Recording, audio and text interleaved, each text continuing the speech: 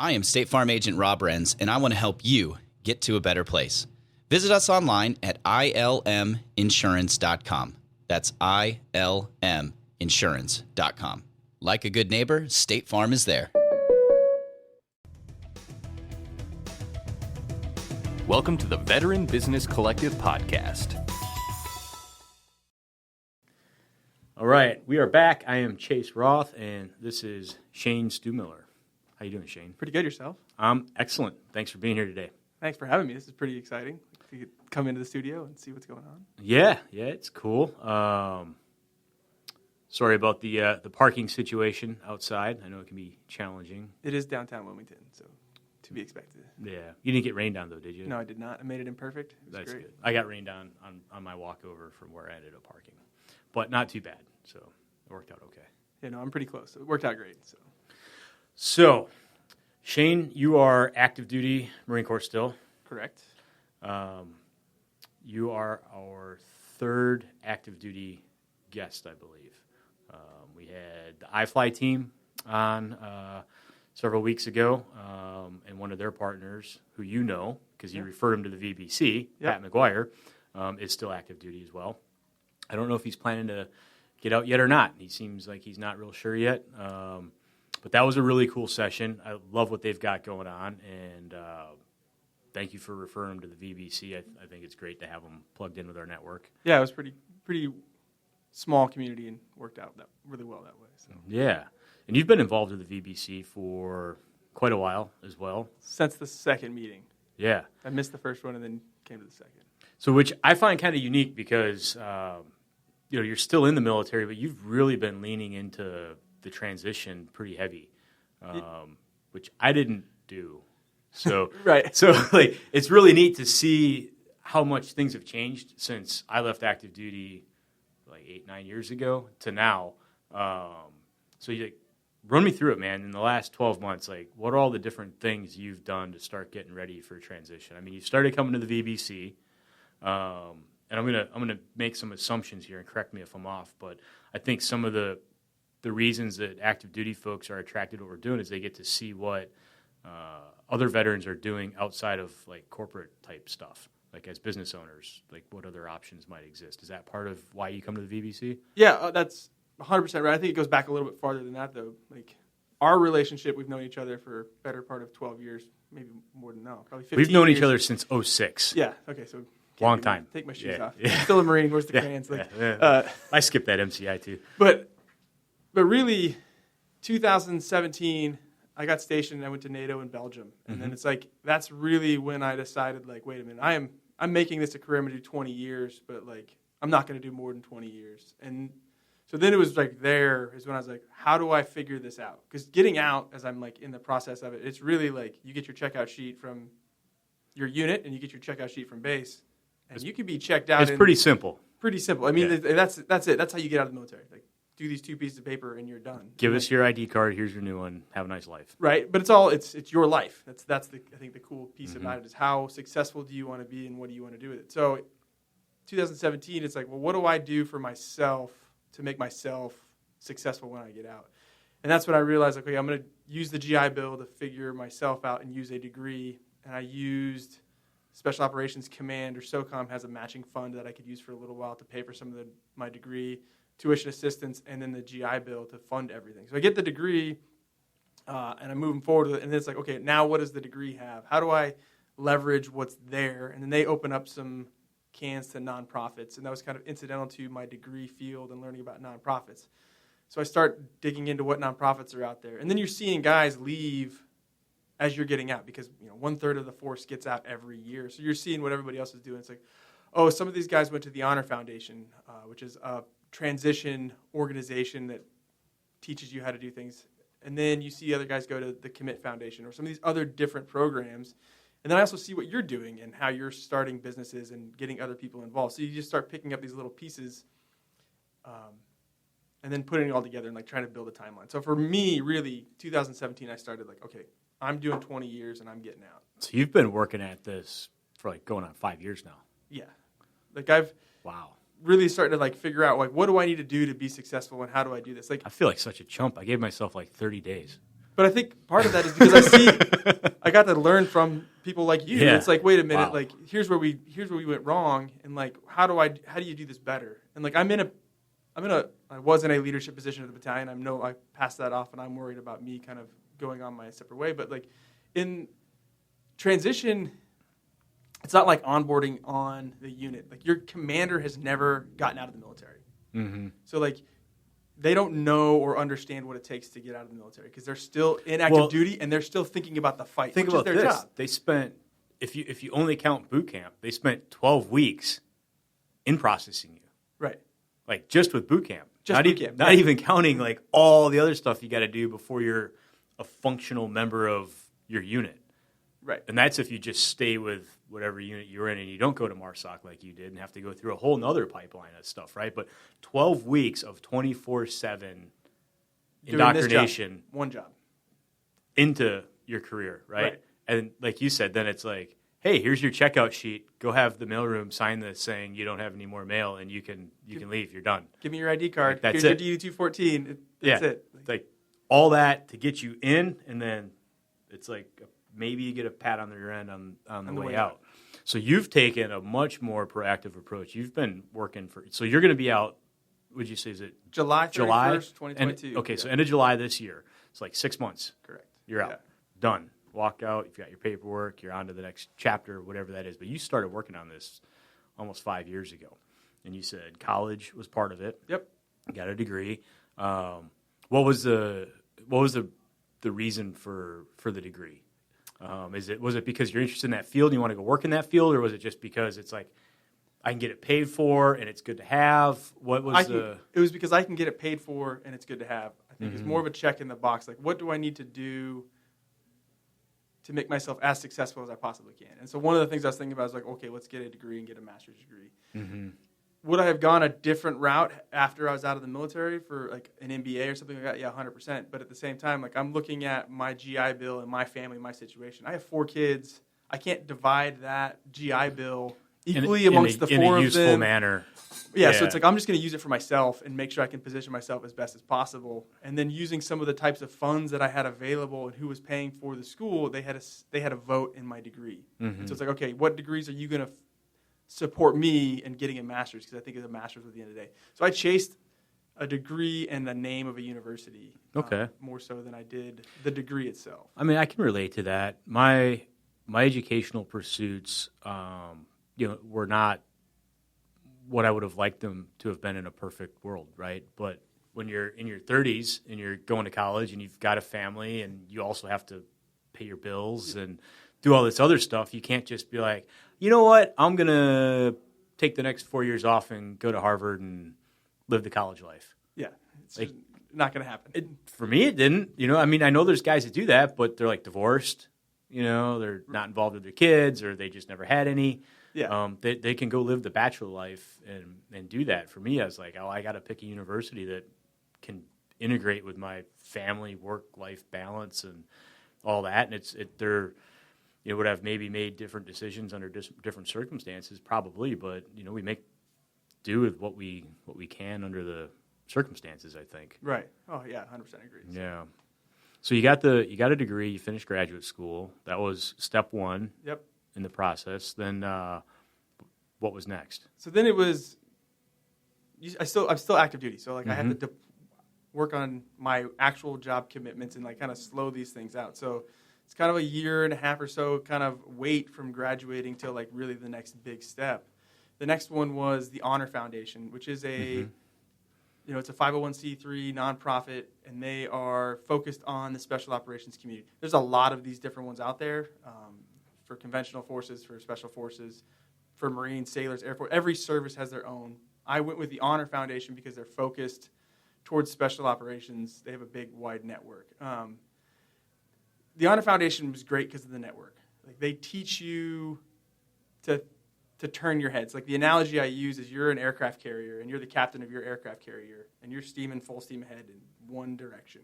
The Honor Foundation is like the first tugboat that comes up and it's like, hey, you need to start looking left and you need to start looking right. Like what's around you, because your ship isn't going to turn overnight and it's not going to turn on a dime. And they're like, start pushing you in the right direction. Like, hey, you need to look at LinkedIn. You need to look at your resume. You need to learn how to have a cup of coffee and figure out who you are. You need to understand what do you want in life and why do you want it. And it's a very selfish look because it's like specific to you, not your family, not your career. And that's the fundamental different change that I've never had. It's the reverse of boot camp. Exactly. It's the reverse of boot camp. They're trying to undo boot camp, right? Because in boot camp, it's like you are unimportant and you don't matter and you don't exist. And in fact, if I ever hear you say I or me, you're done. Like you're toast. And so it sounds like the Honors Foundation's mission is to kind of unravel that and force you to take that look at yourself and what is important to you. You do exist as an individual. The Marine Corps is about to be done with you. Right. So what do you want out of life, not what can you give to the Marine Corps anymore? Right, and that's the first steps. It's like figuring out how do you figure out what you want. And then the piece that they really hit on is like, what do you want and what's your journey? And then they teach you to kind of like go after those different things. Like, how do you use social media to research companies, individuals, lifestyles, other things that you want in your life, and how do you go after this? So then you start looking at, okay, job A looks interesting for A, B, and C. Like, how do you kind of get those different pieces? So then the Honor Foundation was the next one. It's like, now, what do you want to do? How do you want to do it? And then they put you in contact with all these different people. They pair you with a coach, and you start having these one-on-one conversations to like truly figure out what you want. So for me, like I didn't know what I wanted at first. And I'm talking to my coach, and she's like, "Well, what's your favorite sports team?" I'm like, "Well, I'm a Buffalo Bills fan, even though it's a terrible season for us this year." But she's like, "All right, when we come back next week, I'll have somebody that works in the Buffalo Bills, and you can just learn about the Bills." And sure enough, I come back, and she has one of their strength and conditioning coaches for the Bills. And I have a conversation with her, and that leads like 2 or 3 other conversations with other people in the Buffalo Bills and a couple other people in professional football. And I realized, like, okay, I absolutely want nothing to do with this because of the work-life balance that they have and the irregularity of their schedule. But I didn't know that. And like that's the piece. Like, I know the military, I know also special operations. How quickly and easy it was for you to establish contact. So then, a community that you've had nothing to do with, other than watching it on Sundays for the 2 hours that I watch it. And I was like, oh, that seems great, sitting on the couch staring at a TV. Right. So you've checked off some things that you're not interested in. Did it shed any light on areas that maybe you are? Yeah. So that was the first one.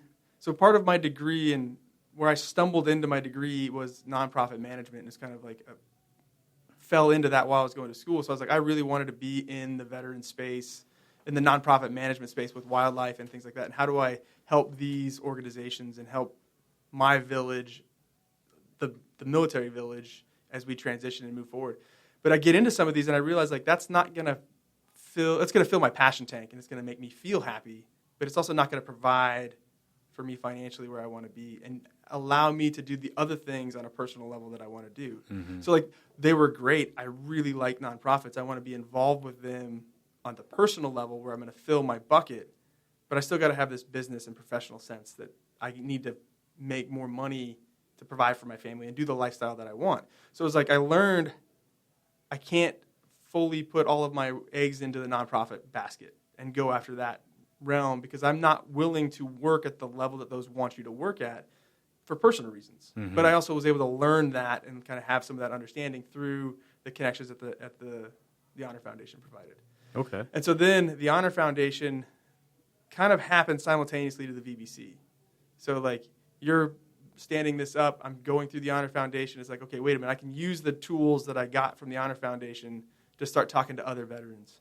And so the VBC, where it was awesome, is I show up and now I can see like, okay, these guys transitioned successfully. And some of them have transitioned 2 and 3, 4 times because they've got out of the military. They went into college. They went into job 1. They started business 1. They lost business 1. They took job 2. They started business 2, and that's still working. And so like you see how they've gone through these things, and you see like, okay, yeah, transition's weird and it's awkward, but it's survivable. You can get through it. It's not the end of the world. Right. Like, yeah, you're going to take a few black eyes because everybody will. But it's life, right? Yeah, and life has this weird way of coming at you and attacking you. But you see how it was done successfully and how people were moving forward with it. And that's one of the pieces I think is interesting. Help my wife and I. She's opening up she's a fully licensed esthetician. And it's like dabbling with how do we open that LLC. You go there and you talk to a CPA. It's like, hey, you need to look out for X, Y, and Z tax purposes, or do this, do that. You talk to other business owners, like, hey, you need to look at this, this, and this. And so just having those conversations where neither one of us know what we're doing, but everybody at the VBC has experience in it. They may not have experience in the spa industry or estheticians, but they have experience running a business. And those are the things that you just learn by having the conversations, as well as like the incidental kickbacks. It's like, oh, well, I want to treat my wife. Grab a card. And you have these conversations where you can also learn to build a business, running the business, but at the same time, building revenue and getting your name out there. So it's really exciting to see how those things can work and how you have a landing pad right away from the military.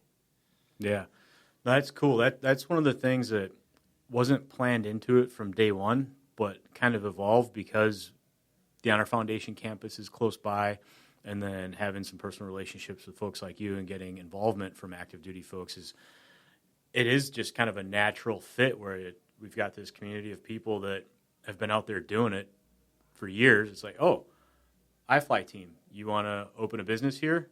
What do you need help with? And they're like, man, everything, insurance, land acquisition, construction. We've never done any of that. We need help. Okay, cool. Here's our Rolodex. Here's all the people you can go talk to and get it sorted out. And they're all veterans. They're all people you can trust, or you can extend trust to initially, anyways. So it's really neat to see it functioning that way, and seeing and hearing from you that you've gotten value out of it. Have you seen any? I guess let me go back. You and your wife were looking at opening a business for her. Yep. You've shared that you've checked off several things that you're not interested in, or that you were interested in but found that the pay isn't commensurate with the quality of life that you want to be able to have. So have you found what it is yet that you're going to go after, or are you still 6 months to sort that out yet? Great question. Next question.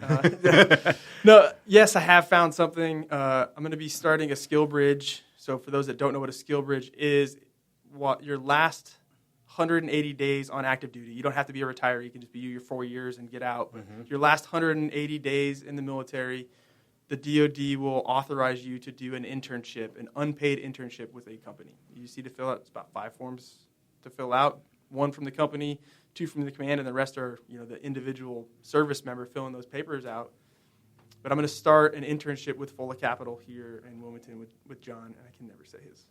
Panichone, yeah. So also a connection from the VBC. I met him, well, he's at a bunch of them, but I can't remember which one it was. We started having the conversation. He ended up being somebody that I was referred to through the cups of coffee through the Honor Foundation. And then I realized that I'd already met him, and we had conversations at the VBC once I'm on LinkedIn and was doing that conversation. So at one of the VBC meetings, I pulled him down, talked to him about I'm interested in his business and how that works in the finance realm. And it's like, well, why don't you come work for me? Let's do this internship. And he's already a registered skill bridge program, so fill out the paperwork. And I'll start that March 7th.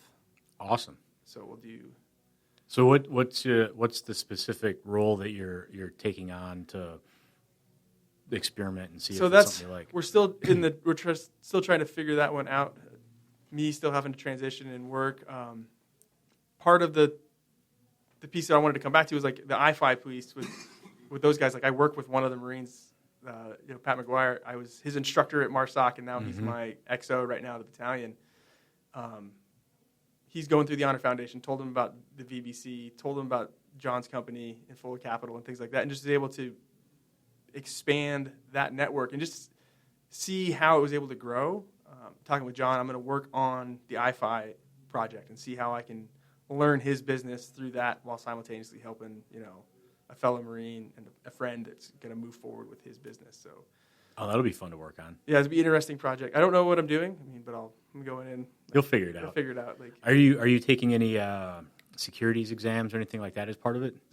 So I will take the SIE, the Securities Industry Essentials, because I don't need to be sponsored for that one. And I'll figure out, is this something I want to pursue myself? So going back to the Honor Foundation, learning what I want to do, that's also I realized, okay, I'm interested in this financial management, wealth management, kind of asset crowdfunding, financial big umbrella, what does everybody else have behind their name? Like Series 6, Series 66, 65, SIE, like, okay, well, let's go figure that out. What do I need to do with those? But it's great because the VBC, I just forgot. A few people at the VBC is like, hey, no, you need to get this. Here's the university you need to study for and why you need to study for this exam and how what kind of time you need to prepare for this. So the VBC was like another reason. Once I started deciding I was going to go down this route, the VBC, just people that I hadn't met yet come out of the woodwork just because I like the VBC on LinkedIn and I post something, I get a like from the VBC. Now I have other people like coming in right from that connection. So it's great to see how that ties into once I make one post, I'm looking at the SIE, any advice. Yeah. Like literally the advice was pouring in from a lot of people. And half the people that commented on the thread were from the VBC. So That's pretty cool. It's nice to see how that network is there. What is it about the financial industry that's attractive to you? The big piece is I can control my own schedule. Like the one time, the thing that I haven't had through the Marine Corps is time. Like my oldest is 12. You count up deployments, training, just work. Like I was around for 7 years. So like I want to be able to pick and choose my own time. Right. I've always had this interest with finance and like just the stocks and bonds and just that has always interested me. It's always something I've just played around with on the my own personal level. And then two, the earning potential is kind of as much as you want to work. And there's not really a ceiling that's in there. So they kind of combine all of those things. That's why I'm getting at it. Okay. This is something that those are all things that are important to me too. And I think that is important to a lot of business owners. I mean, our last episode, we talked to Matt Milot, who's just started his entrepreneurial journey like 7 months ago. And that was the big thing. He's like, man, I'm not punching a clock for the man anymore. It's like if I wake up, like, you know, we talked about, like, I woke up this morning and I was like, man, it's 65 degrees and sunny outside. That hasn't happened in a month. Right. I'm going for a run. Yeah. Because I didn't have to go punch a clock at an office somewhere. I got to make that opportunity cost call of, am I going to sit at my computer or am I going to take an hour and go for a run? I'm going for the run. It's beautiful out. Why not? You know? Well, there's a trade-off. I didn't get something done that I could have gotten done, but I get that. I have that say. Right. To do that. And it sounds like that's really important to you. That's the number one piece it is. And it's like, well, how can I put some of my interests that I'm personally interested in? Because I am interested in this financial thing. And the more and more conversations I have, the more and more avenues you can take from this. I still want to open my own business and run some of my own businesses, which is where John is coming in. Like, how do you use full capital to do some of these things? Like, oh, man, he's got so many cool products. It's crazy. What I haven't figured out is what kind of business do I want to run? Like, where do I want to go? Good question. But it's like, you know, I figured I can sit with John and Full of Capital and kind of like survey the land for a little while and see what really does interest me. Like the one thing I've learned through transition is I don't know what I don't know, and it's a completely different world out there. Right. So I don't want to rush to failure. So like, why don't I use my network that's around me that can still support me and insulate me? Yeah. And then take a minute and figure out, okay, yeah, I don't like this. I do like this. I'll move after that one. So yeah, there's a lot of merit in that. You know, learn from other people's experiences, but sometimes it's also hard to learn from someone else's experience at that level.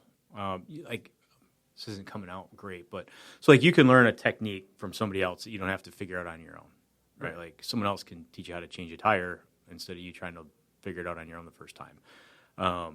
But someone else can't teach you if you like doing something in a particular industry. They can tell you their perspective and what their experiences have been like, but until you've been in it, you really don't know. Right.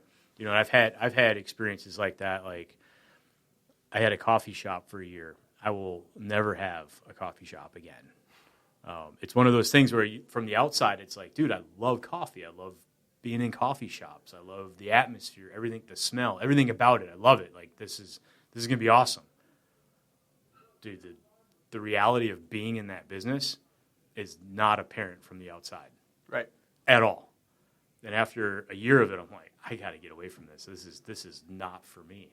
Right? Like, where I was at and the city I was in and the the demographics of the area, because I don't want to paint all coffee shop employees in a particular light or anything, but the people that wanted to work in that place, in that area, were the people that wanted to get paid to hang out in there. They saw it as an opportunity to just, I like being in here, and now I get paid to make my drinks for free, and I can give free drinks to my friends, and maybe I show up for work, or maybe I don't. And, and drama and all the rest of it, and then the margins were crap. You're always looking for how can you save 2 cents here, 3 cents there on this or that, and I just didn't enjoy it. It was stressful to be a part of. I realized, I'm better at just being a customer of a coffee shop than an owner of a coffee shop. But you wouldn't have been able to explain that to me. I had to feel that for myself. Right. Yes. Pain retains on some things. And you have to just learn something. I learned that from the Marine Corps. Like, pain retains, and I've had this. It's funny you said that, because I've had that conversation a couple times this week with different people about different things. Like, sometimes you just need to feel some pain, or you're not going to get it. Yeah. You're just not. It's not going to click. You're not going to get it. The thing is, what you said a minute ago is, I don't want to rush to failure, but you can fail fast. Right. Right? Instead of rushing to failure, if you're going to fail fast and just move on. Fail fast and fail forward. Like, try something. This is something that I learned and I struggled with at first, was just take action, right? If you don't know what to do, just do something like you've done. Yeah. And you'll find out, I don't like that. Like, I'm not into the NFL. I talked to 5 guys that are in there, and I learned what their daily routine is like and how many hours they work, and it's not for me, right? But if you had not had those conversations, you wouldn't have been able to check that off. So unless you try something, you can't say it's not for you yet, because you don't really know. Right. On the surface, it might look terrible, and then you go do it, and you're like, I just made really easy money. This is awesome. Yeah. So how you planning to kind of balance that out as you explore, like, business options? Well, I think that's the beauty of my wife's LLC that's coming on right now, because we jumped all in on that one, and we've made a few failures on that one. So it's like you learn. But again, like, I talked to 20 people about it. We followed everything that they said, but there's still something that just came out. It's like, oh, yeah, didn't think that was going to happen. It's always and here it is. So, like, how do we do with it? So, like, we can just, I'm going to make the jump. I have a little bit of cushion because I still have 6 months left on active duty. Like, I don't have to make a decision right now. So that's where I'm like, if you had to right now, I would. I don't know. What would it be, do you think? Is there anything that's, like, kind of been sitting in the back of your mind, like, man, I'd really like to do this? Is there anything that's there? Right now, I'd probably just go do the wealth management personal things. If I had a gun in my head right now, I have to make a decision. Like, that's where I'm going right now. Okay. It's the easiest, I think, that I can get into to figure out quickly. I don't think that's where I'll be long term, though. Like, I know that I would go into that decision. Like, this is going to be the right now, not the long term one. Have you? This is something I've never done. I've never aligned. You see all this stuff. It's super popular right now. It's all over LinkedIn. Like, align your passion with your whatever you do for a living with your professional life, and you never work a day in your life and all that stuff, right? Like, I've never tried to align anything that I've ever enjoyed doing as, like, a hobby with making money. And now I know, because I know you personally and I've known you for a long time, I know you're super into hunting and the outdoors, and grew up in Wyoming and big game and all that stuff. Have you ever thought about or explored ways to, like, kind of incorporate that into a money-making scheme of some kind? Yeah, I have a little bit, and that's probably why I am going now in the personal financial, like the financial planning, financial management, financial realm, because at first I focused all of my energy, like, how do I find a job in this outdoor hunting space? And then everything kind of leads to being a guide, which, if you're a guide, that means you're hunting and you're not at home with your kids. Like, you're out hunting. I love that. But you're like, all of the things that come with those require you to be outside and away from your family. And so it's like, I look at some of those different things. I'm sure there is a way out there. I just haven't found it yet. I'm going to continue looking. But, like, at this point, like, I realize, like, I can do some other things that I can feed those personal passions with through the finance area or my job. And I'm also one of the things, like, I don't know if you can have your passion, like, just jump in, and then 3 to 4 years, like, your work will be your passion. Maybe you just find something that's going on. There's another theory out there that I listen to, like, you don't have to have your passion, like, start working at it and then going. Like, I would assume your passion is entrepreneurialism, which I've seen, just from our personal relationship in 2012, you left the Marine Corps? Yeah, 13. 13, like, you jumped into a few businesses. You didn't have a successful one. You still worked, and you've made a successful one, but you've kind of gotten this passion by just jumping in and figuring out things that's going on. So I'm also of the opinion, like, I'll figure out what my passion is. Like, hunting and fishing is my personal, like, that's what I enjoy and I like to do. But I'll figure out what the work passion is going to be as I go. Like, and that's where I'll take 6 months to kind of figure out what exactly do I want. Like, I don't have to make a decision. I think there's a lot of merit in that. Like, I don't know that it's necessary to your means for making money to be something that you're passionate about. I think there's too much hype in that, personally. I know lots of people that do stuff that they're not excited about, but they don't hate it. I think that's important. Like, you can't hate what you do. Right. Because you'll bring that misery home to your family every night. Oh, 100%. And you can't escape it, right? So you can't hate it, but you don't have to, like, leap for joy when you get out of bed in the morning. Like, I can't believe I get to go do this today, right? Like, like, it can be a job. Even running a business is a job. I know people that run businesses that make a ton of money, and you look at it from the outside, and you're like, man, I wouldn't get excited about doing that. I'm sure everybody looks at a couple of my businesses and says that, like, carpet cleaning? Carpet cleaning? I don't want to do that. That sounds terrible, right? But I don't hate it so much that I wouldn't do it for the money. Right. You know, it's not one of those things. Like, I enjoy the business model, the entrepreneurial aspect of it, some of the challenges that come with it. There's things I dislike about it, but it's not like I wake up in the morning going, gosh, I finally made it. I get to clean carpet. Look how dirty this one is. This is just, I can't believe it. Like, this is my life's work and dream, to be able to do this. I'm sure there's people that find that out there, but I don't think it's necessary. I don't think it's normal for everybody to land like that and have something that gets them that wound up that produces a sufficient living for them. Right. I don't think it's necessary. I think it's fine to go make a couple $100,000 doing something that you're okay with, so that you can take a month off in the fall and go elk hunting with your kids, or go camping or whatever, right? Like, my dad worked a crap job since he was 19 years old. He still works at the same place. I mean, he was out in 30-degree below zero weather, banging salt cars with sledgehammers at the chemical plant, miserable job. But it allowed him to take an entire month off every summer, and we'd go stay at a campground for a whole month and completely just chill out as a family and unwind. And he was willing to do that all year long for that.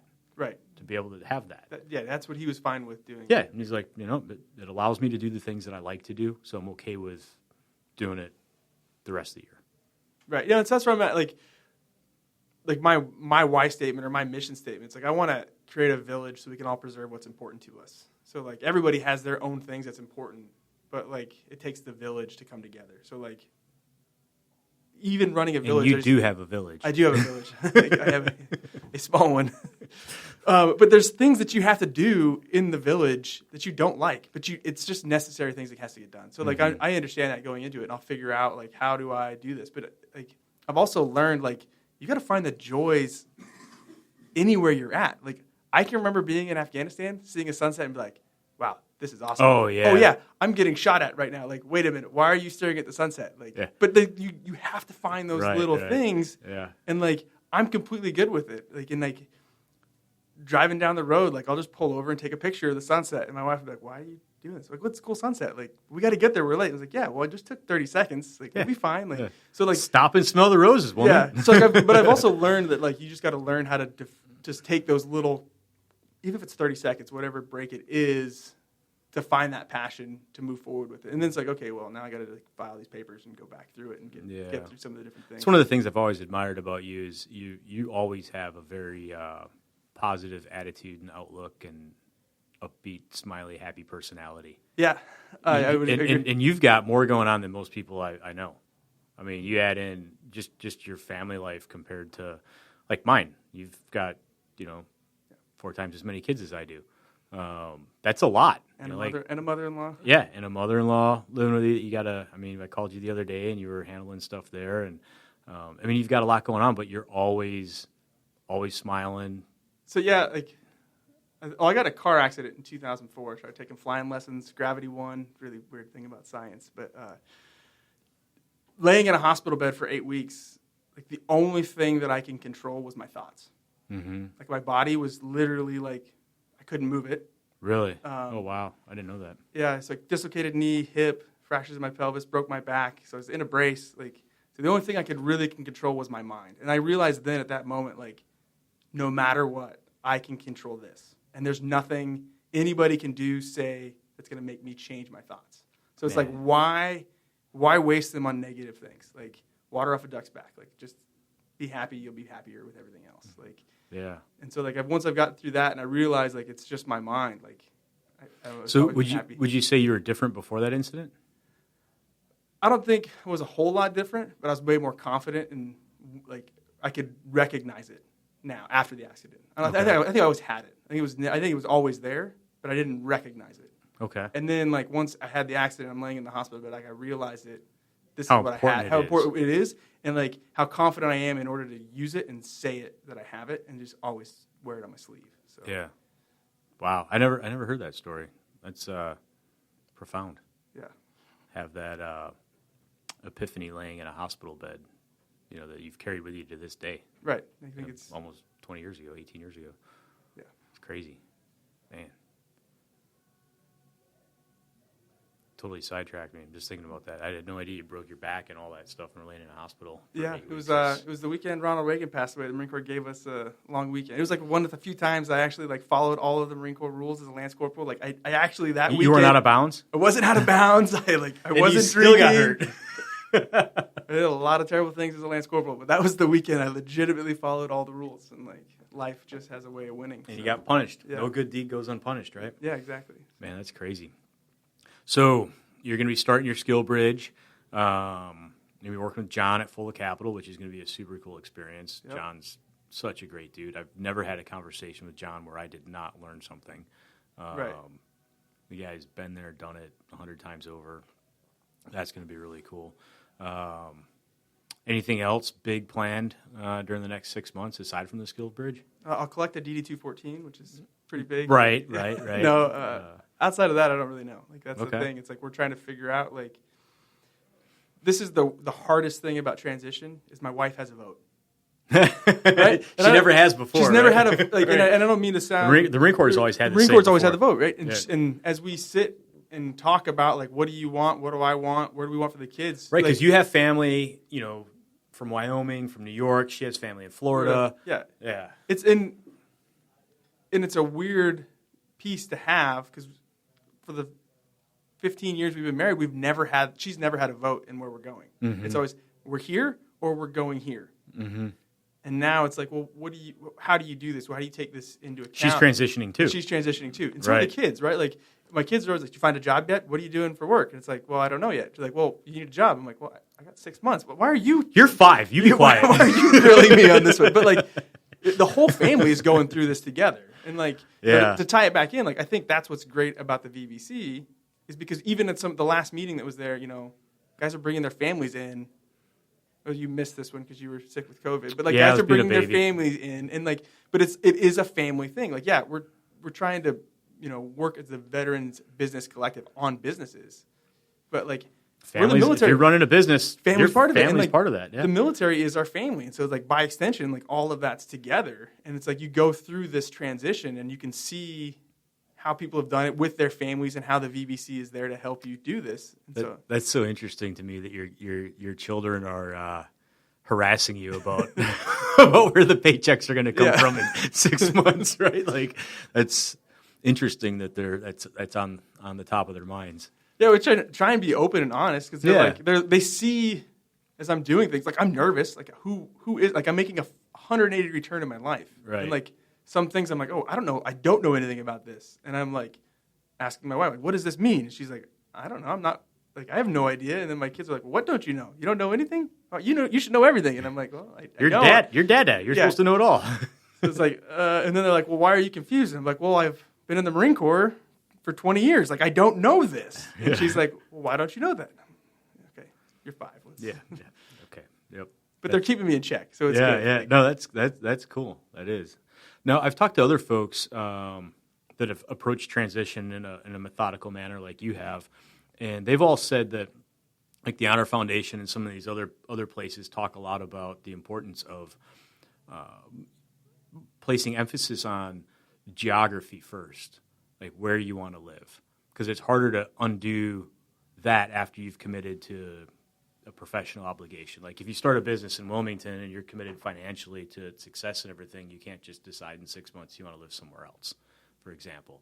Has that come into your and your wife's discussions or thought processes at all, as far as like geography, or is it more finding something to do that you're happy with? Geography has come into the conversation. It has to come into the conversation, but for us, it's not the number one concern. But Okay. it is like it's always in the top 2 or 3. Like it's always right there. Like sometimes it is number 1, but I wouldn't say that it's consistently number 1. Like the piece that we're both trying to find is culture. Like I need the culture of the military to be near. Like, and to say that I don't need that, I think I would be like ignorant to say that I don't need this. Like 20 years of my life, like the Marine Corps has ingrained this into me. And for me to like kind of go away cold turkey, I think would lead to a lot of other problems that we see in our military community. So like I'm looking for what's something that has that culture that I can get into. I mean, I want some of those similarities. And then I've also learned like we can be happy anywhere. Right.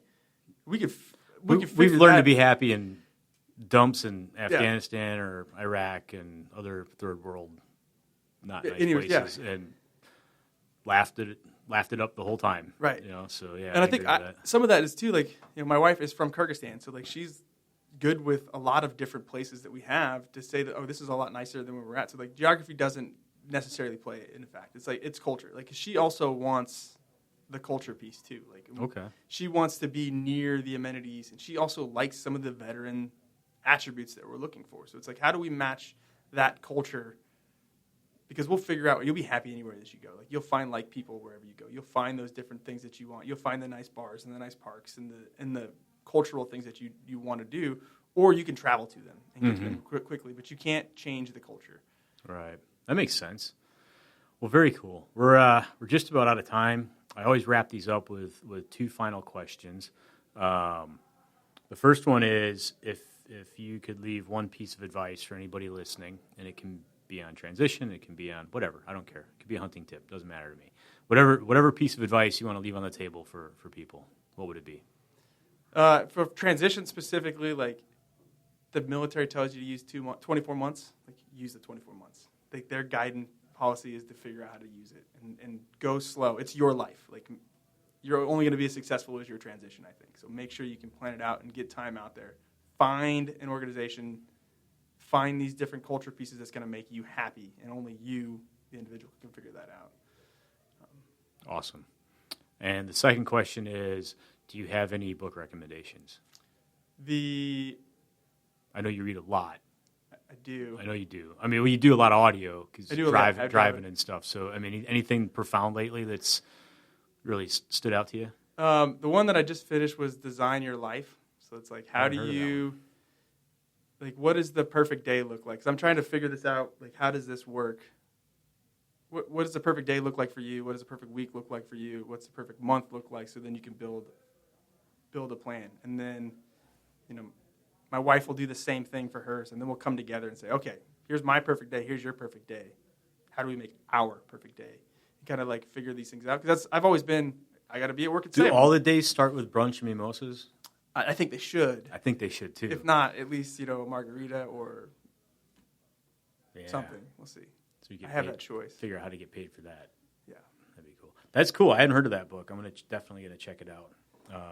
And it's something you and your wife are doing together? You're both reading it at the same time? I've been reading it and then telling her what we're doing for the homework assignment. Okay, gotcha. That's a good approach.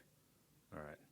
Well, very cool, man. I think it'd be really neat to have you back on, like in 6 months, and see if you know what the skill bridge was like for you, if it led you to the path that you thought it would lead you to, or if you did another pivot, you know, halfway through it or something like that. So it'd be really cool to revisit this and just kind of see, you know, how that whole transition thing ends up definitely culminating for you. Yeah, for sure. Right on. Well, thanks for coming down, man. Really appreciate you having you on today, and we'll see you soon. All right, thanks. Thanks for having me. Yeah, man. Yeah. Thanks for checking out the VBC podcast.